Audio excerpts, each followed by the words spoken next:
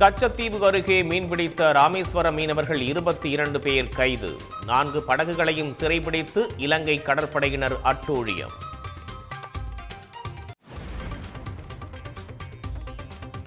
கடந்த ஆண்டு ஜூலையில் கைது செய்யப்பட்ட தமிழ்நாடு மீனவர்கள் 11 பேர் விடுவிப்பு. இலங்கையிலிருந்து இந்திய தூதரக அதிகாரிகளால் அனுப்பி வைக்கப்பட்டவர்கள் சென்னை திரும்பினர்.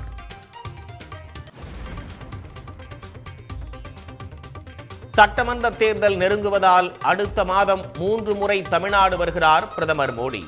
மதுரை, வேலூர், திருச்சியில் நடைபெறவுள்ள பொதுக்கூட்டங்களில் பேச ஏற்பாடு.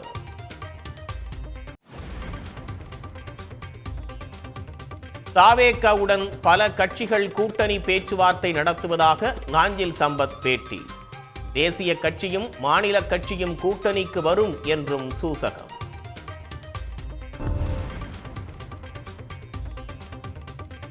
திருச்செந்தூர் வெயிலுக்காத்த அம்மன் கோவில் மாசி திருவிழா தேரோட்டம் கோலாகலம். திரளான பக்தர்கள் கலந்து கொண்டு தேரை வடம் பிடித்து இழுத்து வழிபாடு.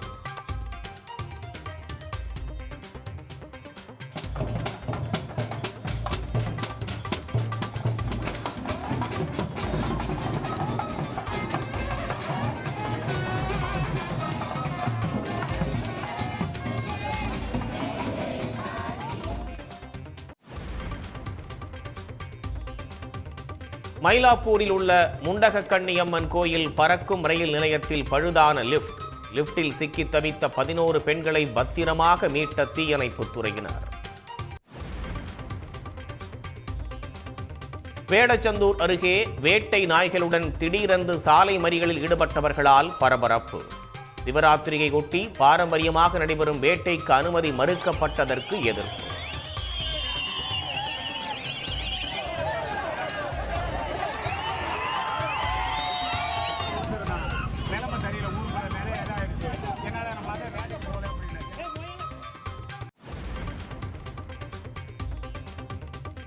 இந்தியாவின் கூட்டாட்சி தத்துவத்தை வலுப்படுத்த மாநிலங்கள் சுயாட்சி பெற்றவையாக இருக்க வேண்டும்.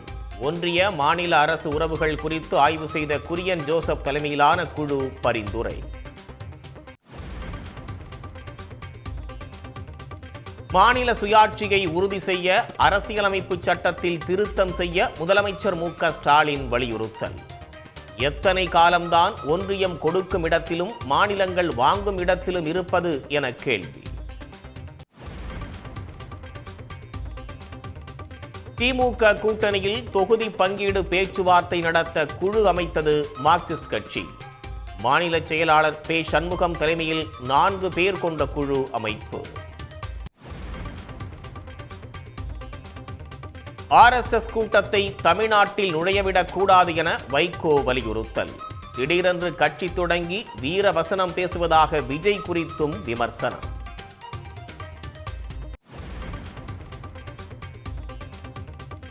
வயதில் மூத்தவரான தன்னுடன் தான் விஜய் கூட்டணிக்கு வர வேண்டும் என சீமான் கருத்து. அரசியல் கூட்டங்களில் விஜய் பேசும் வசனங்கள் அனைத்தும் தன்னுடையது என்றும் தடாலடி. நாடு முழுவதும் புனித ரமலான் நோன்பு இன்று தொடங்கியது. அதிகாலை சிறப்பு தொழுகையுடன் நோன்பை தொடங்கிய இஸ்லாமியர்கள். கும்பகோணம் அருகே முடிகொண்டான், புடமுருட்டி ஆறுகளில் தண்ணீர் திறந்துவிட கோரிக்கை. கதிர்விடும் சூழலில் பயிர்கள் தண்ணீரின்றி கருகும் நிலை உள்ளதாக விவசாயிகள் கவலை.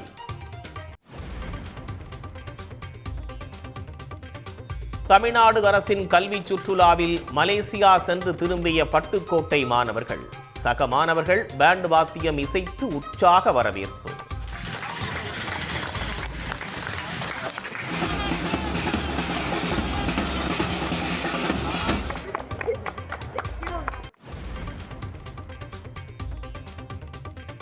அதானி குழுமத்தில் போலி நிறுவனங்கள் பெயரில் பங்குகள் வாங்கப்பட்ட விவகாரம்.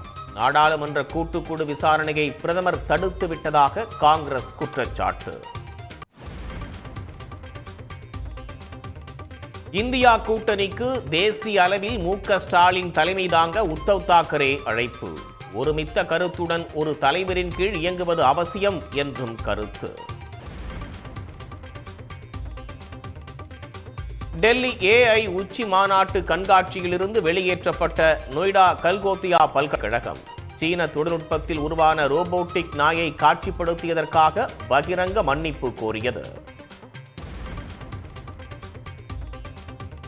நெதர்லாந்து அணிக்கு எதிரான T20 உலகக்கோப்பை போட்டியில் இந்திய அணி வெற்றி. 17 ரன்கள் வித்தியாசத்தில் நெதர்லாந்தை வீழ்த்தி 4வது வெற்றியை பதிவு செய்த இந்திய அணி. உடனுக்குடன் செய்திகளை தெரிந்து கொள்ள சன் நியூஸ் பெல் ஐகானை கிளிக் பண்ணுங்க.